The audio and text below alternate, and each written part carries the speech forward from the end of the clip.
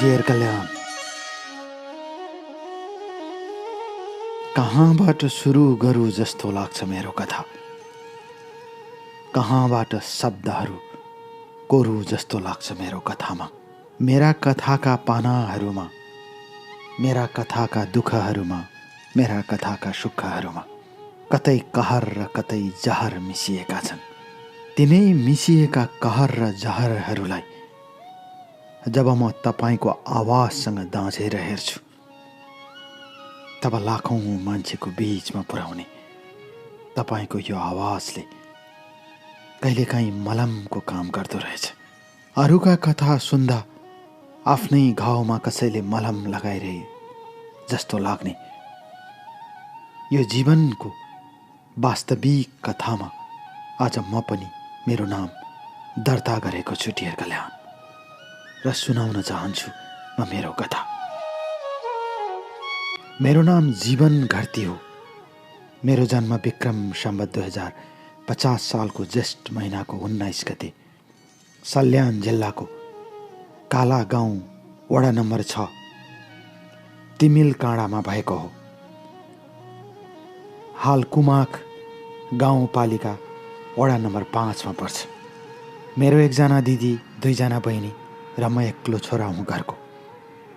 मेरो बुबा सामान्य किसान भए पनि गाउँमा पढे लेखेको मान्छेको रूपमा गनिनुहुन्थ्यो।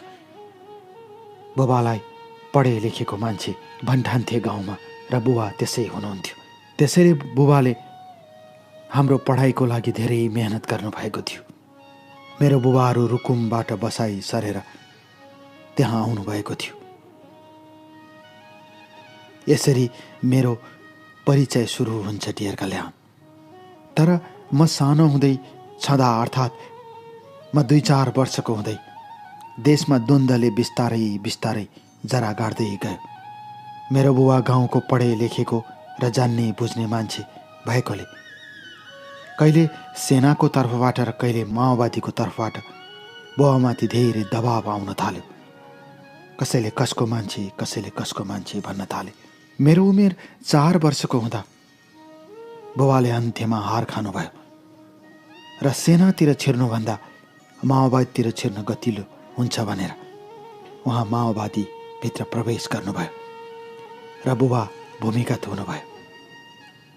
बुबाको भूमिगत जिन्दगानी पछि घरमा आउने हरेक दुःख सुखहरू आमाले उठाउन थाल्नुभयो। दुःखका बारीहरू आमालाई धेरै समस्या हुन्थ्यो, रुनुहुन्थ्यो, कराउनुहुन्थ्यो। कहिलेकाहीँ सेना आएर घर वरिपरि घुमेर जान्थे। आमाले हामीलाई च्यापेर आगाको छेउमा, अर्थात् अगेनाको छेउमा लुकाउनु भएका दिनहरू हिजो जस्तो लाग्छ। कहिलेकाहीँ बुबा राति आउनुहुन्थ्यो सैनिक पोसाकमा र भन्नुहुन्थ्यो सब ठिक हुन्छ। माओवादीले सत्ता आफ्नो हातमा लियो भने सब चिज राम्रो हुन्छ। यहाँ बाटो घाटो बन्छ, ठुल्ठुला उद्योग कारखानाहरू चढ्छन् सल्यान रुकुमतिर। बुबाले धेरै ठुलो सपना देख्नुहुन्थ्यो। बुबालाई पनि नेताहरूले सपनाहरू भरिदिए बुबाको दिमागमा। त्यसैले बुबाले पनि धेरै ठुलो सपना देख्न थाल्नुभयो र अर्को दिन बिहान नहुँदै बुबा निस्केर जानुहुन्थ्यो।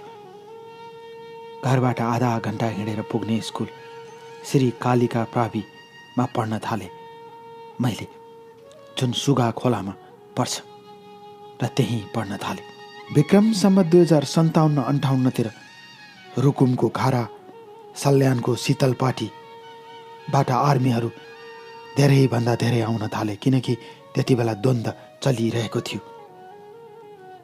ती दिनहरूमा आमाले उठाएका दुःखहरू म अझै पनि सम्झन्छु। कहिलेकाहीँ द्वन्द्वको कारणले घरमा खानेकुरा जोड्दैन थियो। डरले भित्रै बस्नु पर्थ्यो। कतिखेर कहाँ गोली चल्छ ठेगान हुँदैन थियो। यसरी दुःखका साथ आमाले हामी छोराछोरीलाई पढाउँदै जानुभयो। विक्रम सम्वत 2061 सालमा म त्यहाँबाट जनज्योति मावि फारुला सल्यानमा पढ्न थालेँ। किनकि मैले पढ्न थालेको स्कुल 10 कक्षासम्म थियो त्यति बेला, तर अहिले +2 पनि छ। धेरै विद्यार्थीहरू पढ्छन् त्यहाँ। जनज्योति मावि फारुला सल्यान भनेपछि धेरै विद्यार्थीहरूको पढ्ने विद्यालय बनेको छ। र त्यति बेला कक्षा 10 सम्म थियो र जुन मैले पहिला पढेँ कालिका प्रावि त्यो चाहिँ माथिल्लो कक्षासम्म थिएन। त्यसैले म त्यहीँ जान थालेँ। मलाई राम्रोसँग याद छ ती दिनहरू, दुःख र सुखका दिनहरू म अझै पनि सम्झन्छु आमाका। यसरी दिनहरू बित्दै जाने क्रममा 62-63 को जनआन्दोलन पछिको शान्ति वार्ताले नयाँ रूप लियो र मेरो बुबा त्यति बेला वसन्त स्मृति ब्रिगेड 4थो डिभिजन नवलपरासीमा बस्नुभयो क्यान्टोनमेन्टमा। र त्यसपछि घरमा अलिकति राहतको सास हामीले फेर्न थाल्यौँ। देशमा शान्ति भएपछि दिनहरू बित्दै गए। डियर कल्याण, म सुनाउँछु आज तपाईँलाई मेरो कथा, मेरो जिन्दगानीको कथा आज तपाईँलाई सुनाउँछु। दिल खोलेर सुनाउँछु, बस दिल खोलेर। डियर कल्याण, कहिलेकाहीँ पुराना कथाहरूतिर फर्कनु जीवनको लागि घातक हुन्छ। कहिलेकाहीँ तिनै पुराना कथाहरू घात बनेर आफूभित्र आउँछन् र बाध्य भएर मान्छे पछाडितिर फर्कन्छ, अतीततिर फर्कन्छ मान्छे।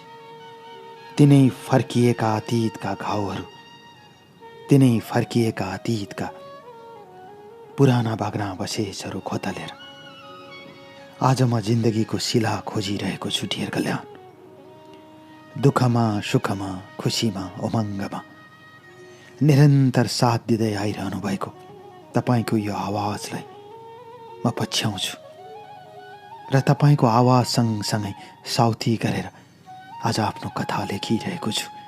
गरिबको कथा, असहायको कथा भनेर नफ्याँकिदिनु होला। मेरो कथामा कति दुःख छ म आज तपाईँलाई सुनाउँछु। कुरा विक्रम सम्वत 2066 सालको मङ्सिर 15 गतेको हो। जाडोको याम थियो। मेरो ठुलो बुबाको छोराको बिहे भएको थियो। त्यसैले मलाई मेरो ठुलो बुबाको छोराको गाउँमा जानुपर्ने भयो। म सुनाउँछु मेरो जिन्दगानीको कथा। मेरो ठुलो बुबाको छोराको घर रुकुमको नुवाकोट गाविसको नाउली भन्ने गाउँमा पर्थ्यो। बिहेको दिन मलाई राम्रोसँग याद छ। आकाशमा टह टह जुन लागेको थियो। जाडोको याम। बिहेमा नाचगान सुरु हुँदै थियो। हामीहरू यतातिर बसेर आगो तापिरहेका थियौँ। जुनको उज्यालोमा छर्लङ्ग देखिन्थ्यो गाउँको, अर्थात् बिहे घरको आँगन छर्लङ्ग देखिन्थ्यो। भित्रतिर बत्तीहरू बलेका थिए, तर बाहिर आँगनमा खसेको जुन बाक्लो थियो र त्यसैको छेउमा बसेर हामीले आगो तापिरहेका थियौँ। त्यति बेलाको कुरा हो। एकजना प्रतिमा नाम गरेको केटी मेरो नजिक आई र मलाई भनी, दाइ मलाई चिन्नु भएन? म हक्क नबक्क परे। म त तपाईँलाई चिन्छु नि। प्रतिमा फेरि बोली, मैले एकजना दाइले उहाँको दिदी विवाह गर्नुभएको रहेछ भन्ने कुरा थाहा पाएँ। त्यो दिन म धेरै बोलिनँ उसँग। कस्तो होला नचिनेको जस्तै गर्नुहुन्छ तपाईँ भनेर ऊ गई। ऊ सँगसँगै अरू केटीहरू पनि थिए, तर ती सबै केटीहरू मध्येमा प्रतिमा राम्रै थिए। मैले फोटो पनि पठाएको छु डियर कल्याण। नपत्याउँदो किसिमकी राम्रै थिए। भोलिपल्ट बिहान बिहे घरमा फेरि सबैजना जुट्न थाले। भोलिपल्ट बिहानको खाना पाक्दै थियो। उसले मलाई मेरो घरमा जाउन भनी कुरा गर्दा गर्दै मैले कसरी जाने नचिनेको घरमा भने। तर उसले नचिनेको कसरी भन्नुहुन्छ? तपाईँको दाइले मेरो दिदीलाई विवाह गर्नुभएको छ। मेरो आफ्नै दिदी नभए पनि उहाँ दिदी हो। प्रतिमाले त्यही भनी। त्यसपछि मैले जान्न भन्दा भन्दै उसले कर गरी त्यो बिहे घरबाट 5 मिनेट तलतिर थियो उसको घर। म उसको आँगनमा पुगेँ, परिचय गराए। घरदेखि माथि लहरे कान्लाहरू थिए। धेरै बेर त्यहीँ बसेपछि, परिचय गरेपछि मलाई पनि अलिकति सजिलो भयो। त्यति बेला म 10 कक्षामा पढ्ने, ऊ 9 कक्षामा पढ्थे। त्यही परिचयले फेरि हामीलाई विवाह घरसम्म ल्यायो। हामी दुवैजना फेरि 5 मिनेटको बाटो काटेर विवाह घरसम्म आयो र विवाह सकियो। 2 दिनपछि विवाह सकिएपछि म घर आएँ। त्यति बेला म 17 वर्षको थिएँ र ऊ 16 वर्षकी। राम्री 16 वर्षको जवानी बोकेकी प्रतिमा र 17 वर्षको जवान केटा म। उसको अनुहार हेर्थे, उसको अनुहार सम्झन्थे। राम्रो लाग्यो, राम्रो लाग्थ्यो। त्यसपछि म यता घर आएँ। म सल्यान, ऊ चाहिँ रुकुम। 3 घण्टा लाग्थ्यो हिँडेर जान। तर त्यति बेला एकजना बहिनी उसको गाउँबाट मेरो गाउँ र मेरो गाउँबाट उसको गाउँ गरिरहन्थे। ऊ हेल्थ पोस्टमा काम गर्ने र घर उतै भएकोले जाने आउने गर्थे। उसकै हातबाट हामीले चिठी आदान प्रदान गर्न थाल्यौँ। सहयोगी थिए। यसरी दिनहरू बित्दै जान थाले। डियर कल्याण, म सुनाउँछु मेरो कथा। समय यसरी बिस्तारै बिस्तारै बग्दै जाने क्रममा एसएलसीको परीक्षाका दिनहरू सुरु भए। त्यति बेला श्री जनज्योति माविमै परीक्षा केन्द्र तय भयो जहाँ मैले पढ्थेँ। मेरो घरबाट 2 घण्टाको बाटो तय गरेर जानुपर्ने त्यो स्कुलमा एसएलसीको परीक्षा केन्द्र तय भयो। परीक्षा आउनुभन्दा 2 दिन अगाडि म प्रतिमालाई भेट्न उसको गाउँ गएँ। उसले एसएलसीको लागि शुभकामना दिए। त्यति बेला मलाई टाइफाइड थियो। तैपनि सकी नसकी परीक्षा दिए। परीक्षा दिइसकेपछि त्यो बीचमा के गर्ने भन्ने कुरा भयो। बुबा उतै क्यान्टोनमेन्टमै हुनुहुन्थ्यो। त्यसपछि बुबाको अनुमति लिएर म नेपालगञ्ज आएँ र नेपालगञ्जमा कम्प्युटर सिक्न थालेँ। नेपालगञ्जको धम्बोजी चोकमा डेढा गरेर बस्थेँ। मेरा आफन्तहरू कोलपुरमा हुनुहुन्थ्यो। त्यो बीचमा रिजल्ट आयो। म पास भएँ। म पास भए पनि आर्थिक अवस्था कमजोर भएकोले म त्यही स्कुलमा पढ्नुपर्ने मेरो बाध्यता भएकोले विक्रम सम्वत 2068 सालमा मैले एडमिसन लिएँ। किनकि 67 सालमा एसएलसी दिएपछि 68 सालमा रिजल्ट आयो र मैले एडमिसन लिएँ। रुकुमको नुवाकोटमा मेला लाग्थ्यो। मङ्सिर महिनाको पूर्णिमाको दिन मेला लाग्थ्यो। त्यो मेलामा ऊ पनि आउँछु भनेकोले म पनि जान्छु भने। तर ऊ आफ्नो दिदीसँग आएकी रहेछ। मलाई देख्न साथ दिदीले बहिनी अब उसँग जान्छे भन्ने सोचेर होला दिदीले मसँग आउन दिनु भएन। हामी ओरैतिर मेला हेरिरहेका थियौँ। नाचगान चलिरहेको थियो। मङ्सिर महिनाको जाडो। रातिमा मेला चलिरहेको थियो। टह टह जुन लागिरहेको थियो। डियर कल्याण, तर अचानक आफ्नो दिदीलाई छोडेर मसँग आई। कुरा चल्दै गयो। 1 कान 2 कान हुँदै हाम्रो कुरा यताउता पुगिसकेकोले त्यति बेला मैले भागौँ भने। अब किनकि सबैतिर कुरा चलिसकेको छ, मैले एसएलसी पास गरिसकेको छु, तिमी मेरो घरबाट एसएलसी दिँदा हुन्छ भने। जुनको उज्यालोमा तपक्क बलेकी थिए प्रतिमा। राम्री थिए डियर कल्याण। मैले फोटो पनि पठाएको छु। मेरो कुरालाई उसले स्वीकारी र रातको 12 बजे पूर्णिमाको जुनमा हामी त्यहाँबाट भागेर घरतिर जाने सल्लाह गर्यौँ र दिदीलाई छलेर हामी त्यहाँबाट निस्क्यौँ। 2 घण्टाको बाटो छिचोलेर आउँदासम्म टह टह जुन लागिरहेको थियो। रुकुमबाट सल्यानको मेरो गाउँ पुग्दासम्म एक नासले जुन आकाशमा उदाइरहेको थियो।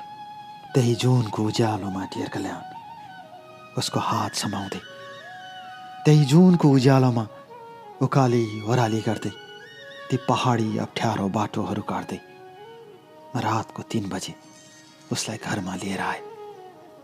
म सुनाउँछु डियर कल्याण, मेरो जिन्दगानीको कथा तपाईँलाई सुनाउँछु, दिल खोलेर सुनाउँछु, बस दिल खोलेर। डियर कल्याण,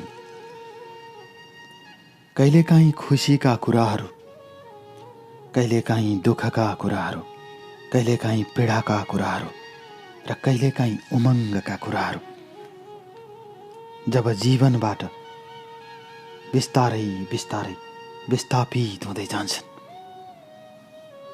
तब जिन्दगानीले आफूलाई रित्तो पाउँदो रहेछ। यो रित्तो रित्तो जिन्दगानीभित्र, यो शून्य शून्य जिन्दगानीभित्र कहिलेकाहीँ उदाउने ती सपनाहरू, कहिलेकाहीँ देखिने ती सपनाहरू साँच्ची कति घातक हुँदा रहेछन् डियर कल्याण, म आज तपाईँलाई सुनाउँछु। हामी रुकुमबाट हिँडेर मेरो घर सल्यान आइपुग्यौँ र 3 बजे मैले ढोका टकटकाएँ। आमाले ढोका खोल्नुभयो। मेरो साथमा प्रतिमालाई देख्न साथ आमा तर्सनु भयो, यति राति तैँले के गरेको यस्तो भनेर। मैले आमालाई ढोकाको छेउमै टह टह लागेको जुनको उज्यालोमै मैले त बिहे गरेर ल्याएँ भने आमाले पहिले दुवैजनालाई गाली गर्नुभयो, किनकि आमाले नपढे पनि नलेखे पनि सङ्घर्ष के हो, दुःख के हो सबै बुझ्नु भएको थियो। मृत्युसँग जुधेर बाँच्नु भएकी मेरी आमालाई धेरै कुराको अनुभव थियो। त्यसैले आमाले गाली गर्नुभयो। तर घरमा छोराले ल्याइसकेपछि फर्केर जा, कुन चाहिँ आमाले भन्थ्यो। हामी भित्र छिर्यौँ र त्यो रात त्यत्तिकै बित्यो। अर्को दिन बुबालाई बोलाउने कुरा भयो, तर त्यति बेला माओवादीको पालुङटारमा पार्टीको अधिवेशन चलिरहेको थियो। बुबा त्यही अधिवेशनमा हुनुहुन्थ्यो, त्यसैले बुबा आउन मिलेन। त्यसैले मङ्सिर महिनाभरि बिहेको कुरा भएन। माघ 1 गते बुबा आउनुभयो। जे जस्तो भए पनि छोराले विवाह गरिसकेको ल्याइसकेको अवस्थामा बुबाले सारा गाउँलेहरू इष्टमित्रलाई बोलाउनु भयो र मैले त्यही माघको 1 गते सिन्दुर हालिदिएँ। पहिलो कुरा, पुसमा बुबा अधिवेशनबाट आउन मिलेन भन्नुभयो। तर त्योभन्दा अर्को कुरा, हाम्रो परम्परा अनुसार त्यो सालको पुसमा विवाह गर्न मिलेन भन्ने कुरा गाउँका जान्ने बुझ्ने मान्छेले भनेकोले 1 गते सिन्दुर हालेर धुमधामका साथ विवाह गरेपछि माघको 2 गते ऊ फर्की म र ऊ गयौँ। ऊ त्यहीँ बसेर एसएलसी दिनुपर्ने थियो, त्यसैले ऊ एसएलसीको तयारीमा थिए। माघ फागुन चैत लाग्यो। चैतमा एसएलसी थियो। म पनि उसलाई पुर्याउन फेरि माइती घर गएँ। त्यो बिचमा ऊ फेरि मसँग आएकी थिए। एक्जामसम्म त्यहीँ बसे र चैते दशैं मानेर हामी दुवैजना आयौँ। त्यसपछि एसएलसीको रिजल्ट आयो। ऊ पास भई। पास भएपछि उसले मैले पढ्ने स्कुलमा पढ्न थाली। घरबाट 3 घण्टासम्म हिँडेर जान्थ्यौँ हामी त्यो स्कुलमा। मलाई राम्रोसँग याद छ। घरबाट हामी निस्कन्थ्यौँ। विवाहित जोडी भए पनि प्रेमी र प्रेमिका जस्तै दुवै हात समाएर 2 घण्टा, 2.5 घण्टा, कहिलेकाहीँ 3 घण्टा लगाएर स्कुल पुग्थ्यौँ। पानी परेको बेला त 3 घण्टा लाग्थ्यो, किनकि उकालो बाटो साह्रै चिप्लो हुन्थ्यो। यसरी घरबाट कलेजबाट घर गर्दा मैले विक्रम सम्वत 2070 सालमा +2 सकेँ र +2 सकेपछि बुबाले भन्नुभयो, तँ एक्लो छोरा, तैँले पढ्नुपर्छ, तेरो लागि सबै कुरा पुर्याउँछौँ हामी। बुबाले त्यसै भन्नुभयो र त्यति बेला बुबाले क्यान्टोनमेन्टबाट आएको पैसाले कोलपुरमा घडेरी किन्नु भएको थियो। अर्थात् कोलपुर नजिकै चपलगौरी भित्र सिमरी भन्ने ठाउँमा बुबाले घडेरी किन्नु भएको थियो र सानो एउटा घर पनि बनाउनु भएको थियो। त्यही छेउमा माइलो बुबाको घर थियो। त्यसकारण म कोहलपुर आएँ र कोहलपुरको बागेश्वरी बहुमुखी क्याम्पसमा पढ्न थालेँ। बुबाले घर र सानो घडेरीमा घर जोडिदिनु भएकोले सबै कुरा सहज भएको थियो। बुबाले क्यान्टोनमेन्टबाट अवकाश पाउँदा पाएको पैसाले त्यसको जोहो गर्नुभएको थियो। पास भएपछि प्रतिमा पनि आए। म ब्याचुलरमा पढ्दै थिएँ। त्यति बेलाको कुरा हो डियर कल्याण। म तपाईँलाई सुनाउँछु मेरो कथा। मेरो एकजना चिनेको मान्छेले मलाई भन्यो, हेर यसरी हुँदैन। सिन्धुलीगढीमा नेपाली सेनाको पद खोलेको छ, 100वटा पद खोलेको छ। त्यहाँ गएर दरखास्त देऊ, तिमीले सकिहाल्छौ, हट्टाकट्टा छौ। मैले धेरै सोचेँ र प्रतिमासँग कुरा गरेँ। तर बुबाले यो कुरा मान्नु हुँदैन थियो, किनकि बुबा मलाई पढेको हेर्न चाहनुहुन्थ्यो। मेरो परिवार र प्रतिमाको माइतीले पनि चाहँदैन थियो। त्यसैले हामीले बुढाबुढीले सल्लाह गरेर म त्यहाँबाट सेनाको पदको लागि म सिन्धुलीगढी आएँ। त्यहाँ करिब 2-3 महिना बस्नु पर्यो। लिखितमा पास भए। 100 जनाको पदको लागि 6000 दरखास्त परेको थियो। मान्छेहरूले भन्थे अन्तिममा 50 देखि 1 लाख रुपियाँ दिनुपर्छ, सब चिज हुन्छ। तर मैले सेनाभित्र त्यस्तो हुन्छ भन्ने विश्वास थिएन। सब कुरा साँचो हुन्छ, सेनाभित्र त्यस्तो चल्दैन भन्ने कुरा म विश्वस्त थिएँ। त्यसैले मैले त्यतातिर लागेन डियर कल्याण। तर नभन्दै परिणाम मेरो विपरीत आयो। अरूले भनेको कुरा साँचो साबित भयो। म अन्तिममा अन्तर्वार्तामा फ्याँकिएँ। त्यसपछि म कोलपुर फर्केर आएँ। मसँग नसोधेर गयो भनेर बुबा रिसाउनु भयो। एकातिर कलेजको एक्जामको तयारी टडिसकेको थियो, जसले गर्दा मैले एक्जामको फर्म पनि भर्न पाएको थिएन। म निराशामा परिणत हुँदै गएँ।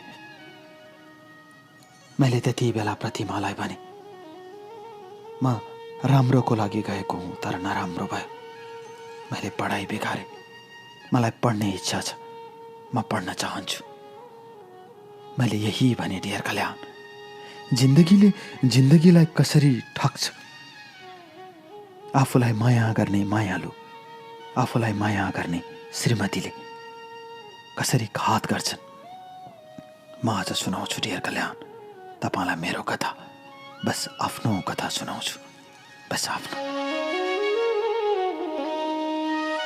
डियर कल्याण, कहिलेकाहीँ नसोचेका कथाहरू आफ्नै जिन्दगानीका पानामा लेखिँदा रहेछन्। कहिलेकाहीँ परिकल्पना नगरेका पीडाहरू जिन्दगानीमा यत्रतत्र छरिँदा रहेछन्। तिनै छरिँदै जाने जिन्दगानीका कथाहरू, तिनै यत्रतत्र फैलदै जाने जिन्दगानीका कथाहरू कहिलेकाहीँ आफ्नै लागि घात बन्दा रहेछन्। तिनै घात र प्रतिघातका कथाहरू डियर कल्याण म आज तपाईँलाई सुनाउन चाहन्छु। मेरो कथा मार्फत म आज तपाईँलाई भन्न चाहन्छु, मेरो कथा मार्फत। विक्रम सम्वत 2071 सालको कुरा हो। समय आफ्नै लयमा बग्दै थियो। समयलाई छेकेर छेक्न सकिँदैन। समय जस्तो बलवान केही हुँदो रहेनछ। विक्रम सम्वत 2071 सालको वैशाख महिनामा हामी ससुराली गयौँ। त्यति बेला म तनावमा थिएँ, किनकि आर्मीको ट्रेनिङले गर्दा मेरो पढाइ छुटेको थियो। बुबा आमा परिवार रिसाएको थियो। अर्कोतिर कमाइ कतै पनि थिएन। र त्यही बीचमा प्रतिमाले +2 सकी। +2 सकेपछि हामीले केही गर्ने अठोट र केही गर्ने सोचिरहेको बेला अचानक मेरो अङ्कलको छोराले इन्डियाको हिमाचल प्रदेशबाट फोन गर्नुभयो र भन्नुभयो काम गर्ने भए आऊ दुईजना। एकातिर पढाइ बिग्रेको पीरले, अर्कोतिर प्रतिमाले पनि +2 सकेकोले उसले फेरि कलेज जोइन नगरिसकेको अवस्थामा हामी त्यहाँबाट इन्डिया गयौँ। इन्डियाको हिमाचल प्रदेशमा त्यही अङ्कलसँगै बसेर आलु खन्ने, स्याउहरू टिप्ने, असाध्यै जाडो हुने ठाउँमा गएर काम गऱ्यौँ। त्यही बीचमा प्रतिमाको पेटमा गर्भ बस्यो, अर्थात् ऊ आमा भन्ने भई। त्यो बीचमा हामीले काम गर्दा गर्दै प्रतिमाको त्यस्तो कुरा थाहा पाएपछि घरबाट उसको माइतीबाट फोन आउँथ्यो। मलाई पनि फोन गर्नुहुन्थ्यो बुबा आमाले, जस्तो भए पनि एक्लो छोरामा। र त्यही साल अर्थात् 71 सालको दशैंमा हामी त्यहाँबाट आयौँ र त्यसपछि हामी दशैंमा गाउँ गयौँ, अर्थात् सल्यान गयौँ। सल्यानबाट फेरि प्रतिमाको माइतीमा गयौँ, रुकुम गयौँ र त्यसपछि विक्रम सम्वत 2071 सालको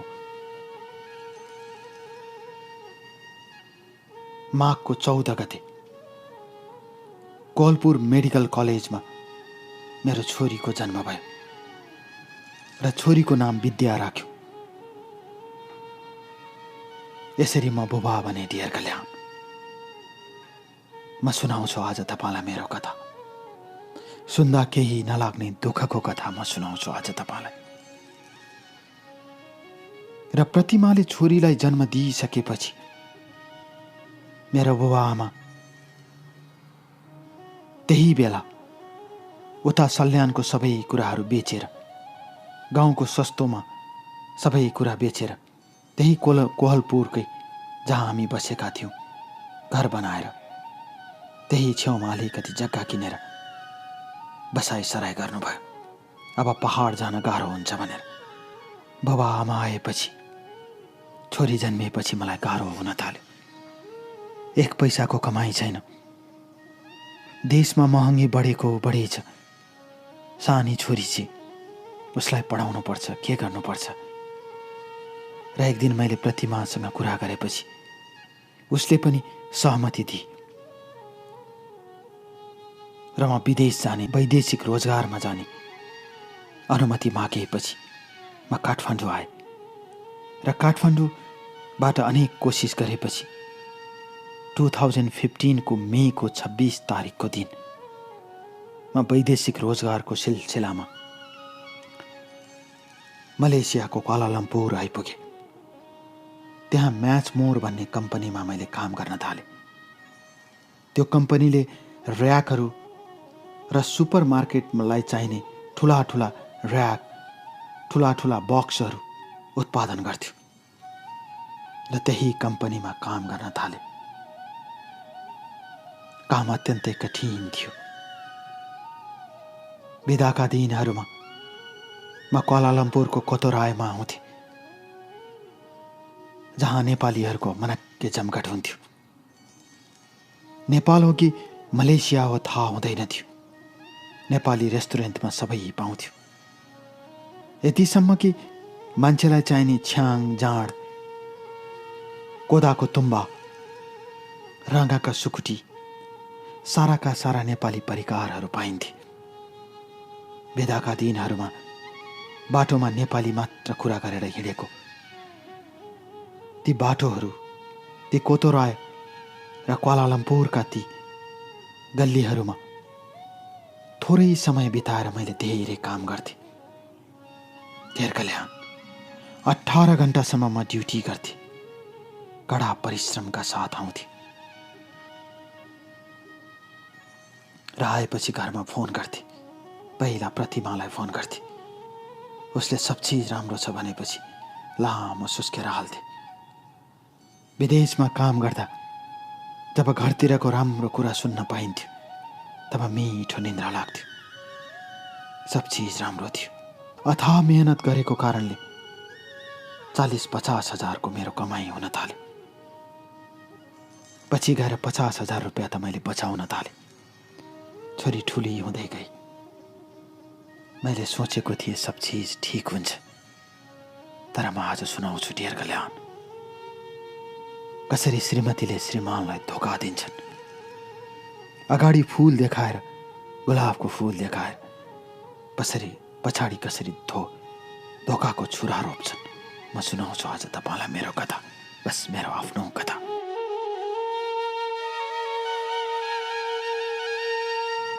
डियर कल्याण, म सुरु गर्छु मेरो जिन्दगानीको कथा। म सुनाउँछु आज तपाईलाई मेरो जिन्दगानीको कुरा 2018 को हो। म मलेसियाको त्यही कम्पनीमा काम गर्थेँ। असाध्यै राम्रो कमाइ थियो। ओभर टाइम गरेर मैले 50,000 घरमा पठाउँथेँ र त्यो पैसाले छेउमा बुबाले फेरि जग्गा थपिदिनु भयो। दिदी बहिनीको विवाह गर्नुपर्छ भनेर केही पैसा राख्नु भयो पनि 3 वर्षको कामपछि म आउँछु भनेर प्रतिमालाई दिनदिनै फोन गर्थे। 17-18 घण्टाको ड्युटी गरेर जब प्रतिमालाई फोन गर्थे, उसको मिठो स्वरमा रेस्ट गर्नुहोस्, चिन्ता नगर्नुहोस्, सब चिज ठीक छ भन्दा खुसीका आँसु आँखाबाट आउँथे। कसको लागि दुःख गरेको थिएँ मैले डियर कल्याण? मैले कसको लागि मरेको थिएँ? मरी काम गरेको थिएँ मैले कसको लागि? आज यही प्रश्न उठ्छ मनमा। दिनहरू यसरी चल्दै थिए, तर एक दिन बुबाले मलाई फोन गर्नुभयो। छोरा, के छ तेरो हाल खबर भन्नुभयो।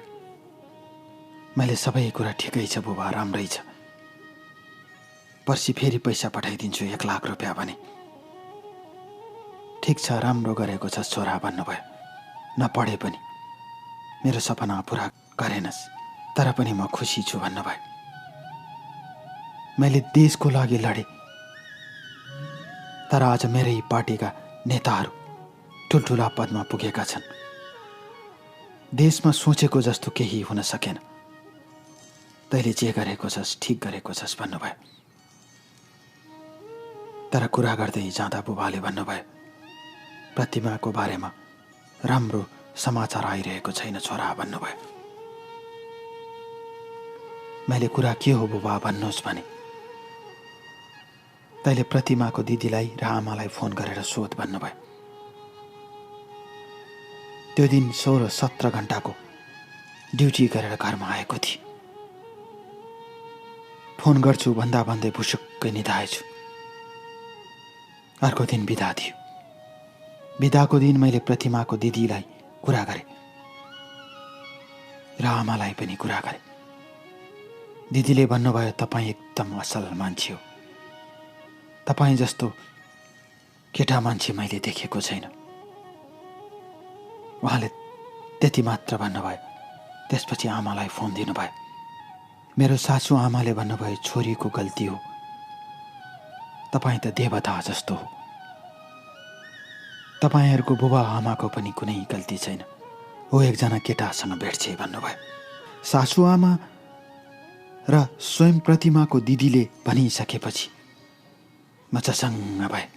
त्यसपछि फेरि उताबाट फोन आयो, तपाईँ असल मान्छे हो, सोच्नुहोस् केटी मान्छेबाट कहिलेकाहीँ अन्जानमा गल्ती हुन्छ, गल्ती भयो होला, छोरीलाई सम्झेर स्वीकार दिनुहोस् भनेर मेरो सासू आमा रुनुभयो। म केही बुझ्नै सकेन। मैले चारैतिर फोन गरेँ। त्यसपछि चिने जानेका आफन्तहरू र कोहलपुरतिरका सबैलाई फोन गरेँ। सबैले त्यही भने, एकजना केटासँग लुकेर भेट्छे। डियर कल्याण, मैले प्रतिमाको सारा सब चिज पुरा गरेँ। उसले चाहेको मोबाइल, उसले चाहेका लुगाहरू, उसले चाहेका सारा कुराहरू दिन्थे। तर जवान भएकी श्रीमतीलाई र उसको जवानीका इच्छाहरू पूरा गर्न म सक्दैन थिएँ, किनकि म मलेसियामा थिएँ, ऊ कोहलपुरमा थिए। त्यो कुरा सम्भव थिएन। उसले आफ्नो शारीरिक चाहना मेट्नको लागि बोयफ्रेन्ड बनाए र बिस्तारै बिस्तारै त्यो बोयफ्रेन्डसँग उसको माया बस्यो। किन लुकाउनु डियर कल्याण, किन डाँट्नु? उसको शरीरलाई चाहिने आवश्यकता मैले पूरा गर्न सकेन। म किन डाँटु? आज तपाईँलाई दिल खोलेर कुरा गर्न मन लागेको छ। त्यसपछि मैले सबै कुरा बुझेपछि फोन राखेँ। बुबाले फेरि छोरीको लागि एकपटक सोच छोरा भन्नुभयो। तनावमा थिए डियर कल्याण। 17-18 घण्टा ड्युटी गर्नु पर्थ्यो। कति गाह्रो हुन्थ्यो होला। कहिलेकाहीँ गाह्रो भएर थुचुक्कै भुइँमा बस्थे, फेन भएर लडे जस्तो हुन्थ्यो। फेरि भित्ता समाएर उठेर काम गर्थे। त्यसरी भागेर आएकी केटी। मेरो काकाको छोराको विवाहमा कठिन थियो जिन्दगानी। मेरो आफ्नो जिन्दगानी कठिन थियो डियर कल्याण। ती दिनहरूमा फोन आइरहन्थे। एकपटक फेरि मेरो ससुराले फोन गरेर स्वीकारिदिनुहोस्, तपाईँ असल मान्छे हो भन्नुभयो। मैले हुन्छ भने र फेरि प्रतिमालाई फोन गरेर सम्झाएँ। गल्ती मेरो हो, मैले आफ्नो सीमा नाघेँ भनी उसले। मैले सोचेँ मेरो बुबा आमाबाट कुनै गल्ती भएको छ भने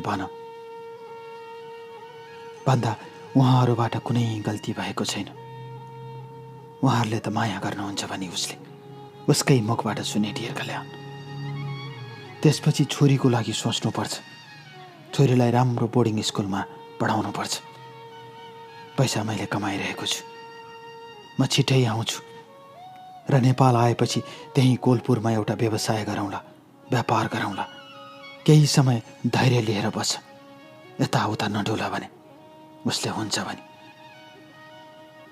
एउटै घरमा बस्ने, सब चिज राम्रो हुँदै थियो डियर कल्याण। तर फेरि 2-3 महिनापछि मेरो बुबाले उसको हातबाट मैले भने अनुसार उसको मोबाइल खोसिदिनु भएको थियो। 2-3 महिनापछि मैले पठाइदिएको पैसाले उसले फोन किनेर ल्याएछ र राति राति फोन गर्दो रहेछ फेरि त्यही केटालाई। बाबा आमा पल्लो कोठामा सुत्नु भएको छ। छोरी पनि हजुरबुवा हजुरआमासँग सुत्थी। आमालाई खोइ किन मन पराउँदैन थिए मलाई थाहा छैन। तर उसले बिस्तारै बिस्तारै फोन गर्थे। बाबा आमाले वास्ता गर्नु हुँदैन थियो। फेरि हल्लाका यताउता चल्न थालेपछि बाबाले एक दिन कुरा सुन्नु भएछ। राति राति कुरा गरेको बाबालाई साँचो लागेछ र रातभरि कुरा गरेको बाबाले प्रत्यक्ष सुन्नु भएछ। र एक दिन बाबालाई रिस उठेछ र बेसकन उसको ढोका घचघच्याउनु भएछ। उसले ढोका खोली। रातको 3 बजेको थियो डियर कल्याण। रातको 3 बजे बाबाले भन्नुभयो, छोरो विदेशमा 18 घण्टा 20 घण्टा काम गर्छ, पसिना बगाउँछ। उसले पठाएको पैसाले फेरि पनि मोबाइल किनेर, फेरि पनि सिम किनेर कुन चाहिँ केटासँग कुरा गरेको।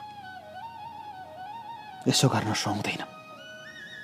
यसो गर्ने भए यहाँ नबस्नु भनेर बुवाले भनिदिनु भयो। डियर कल्याण, कति गाह्रो छ जिन्दगानी, कति अप्ठ्यारो छ जिन्दगानी, कति दुखान्त छ यो जिन्दगानीमा। म सुनाउँछु आज तपाईँलाई मेरो कथा। मेरो आफ्नै श्रीमती जसले विवाहमा मसँग कुरा गर्न आई, आफ्नो घरमा लगी, तिमी कति राम्रो केटा, म तिमीलाई माया गर्छु भनी आफै मेलामा गएको हामी भागेर आए।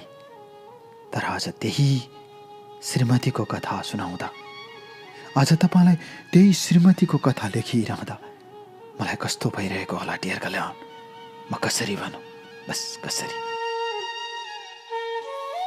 डियर कल्याण, मुठुमाथि ढुङ्गा बजारेर, मुठुमाथि हथौडाले हिर्काएर समय गुजार्न कति गाह्रो हुन्छ।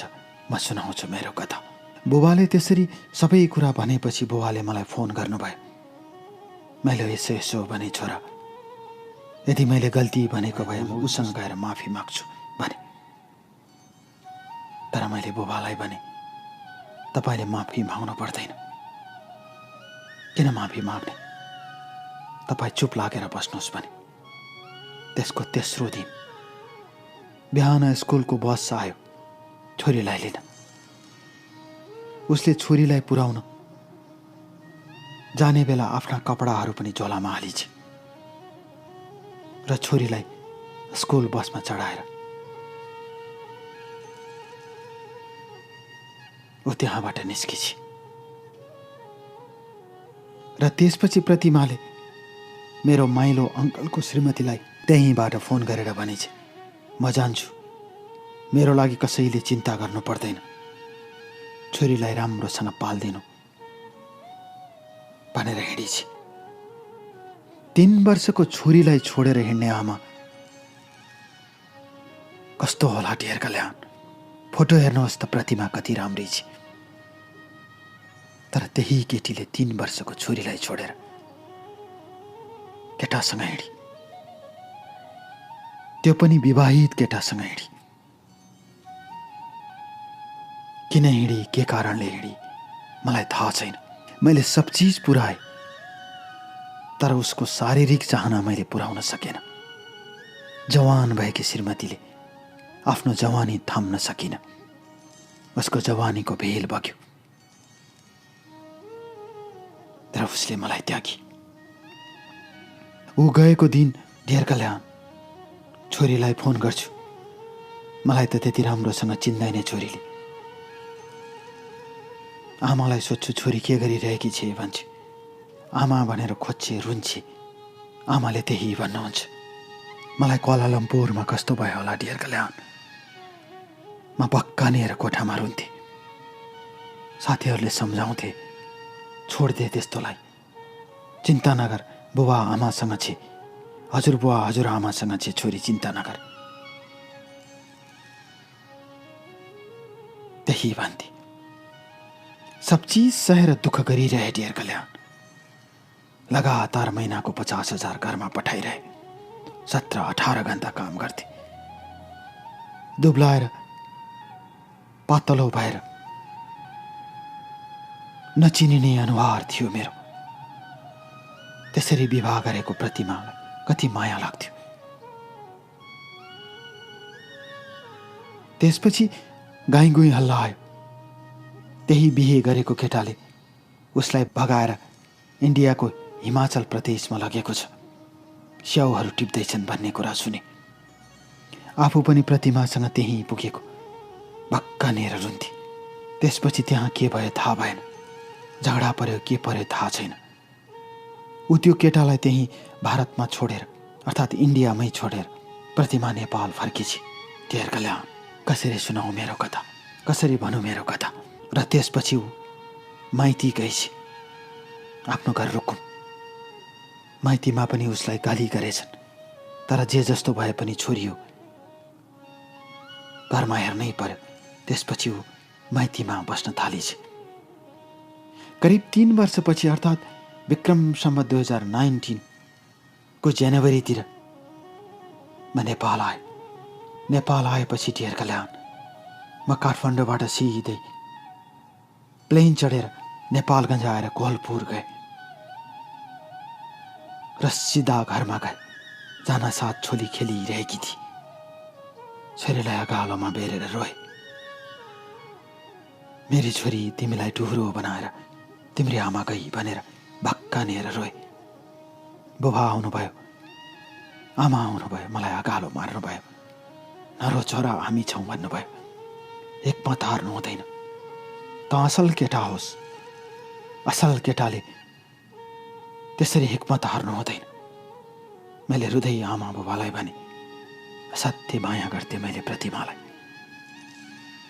मैले सब चिज दिए, तर खै उसलाई के पुगेन र गई भनेर रोइरहे। म रोइरहेँ ढेर कल्याण। मलाई के नभेटे जस्तो, के नदेखे जस्तो भयो। त्यसपछि केही दिन घरमा बसी म आएको खबर मेरो ससुरा अर्थात् प्रतिमाको बुबा आमाले थाहा पाउनु भएछ।